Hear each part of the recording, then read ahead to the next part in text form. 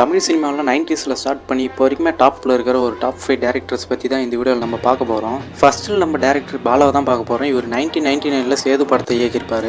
அதை தொடர்ந்து பரதேசி, அவன் இவன், இப்போ ஃபைனலாக வந்த வணங்கான் படம் வரைக்குமே இன்னுமே இவர் ஆக்டிவில் தான் இருக்கார். செகண்ட் பிளேஸில் டேரக்டர் ஏஆர் முருகதாஸ். இவர் 2001 தலையை வச்சு தீனா படத்தை டைரக்ட் பண்ணியிருப்பார். அதை தொடர்ந்து நம்ம தளபதி வச்சு கத்தி, சர்க்கார் இந்த மாதிரி நிறைய படங்கள் எடுத்து இப்போ வரைக்குமே இவர் படம் எடுத்துகிட்டு தான் இருக்கார். தேர்ட் பிளேஸில் நம்ம பார்க்க போகிறது டேரக்டர் சுந்தர் சி. இவர் 1995 முறைமாமன் படம் மூலமாக அறிமுகமானவர். அதை தொடர்ந்து கலகலப்பு, அரண்மனை இந்த மாதிரி ஏகப்பட்ட படங்களை இன்னுமே அவர் டைரக்ட் பண்ணிட்டு தான் இருக்கார். லிஸ்டில் நம்ம ரெண்டாவது பார்க்க போகிறது டேரக்டர் சங்கர். இவர் 1995 ஜென்டில்மேன் படத்தை டைரக்ட் பண்ணி டேரக்டராக அறிமுகமாகிருப்பார். அதை தொடர்ந்து எந்திரன், ஐ இந்த மாதிரி ஏகப்பட்ட ஹிட் படங்களை கொடுத்துருக்காரு. ரீசெண்டாக இந்தியன் 2 அப்புறம் கேம் சேஞ்சர் படத்தை இவர் டைரக்ட் பண்ணியிருப்பாரு. அந்த படம் பெருசாக போகலை. ஃபர்ஸ்ட் பிளேஸில் டேரக்டர் மணிரத்னம் தான் இருக்காரு.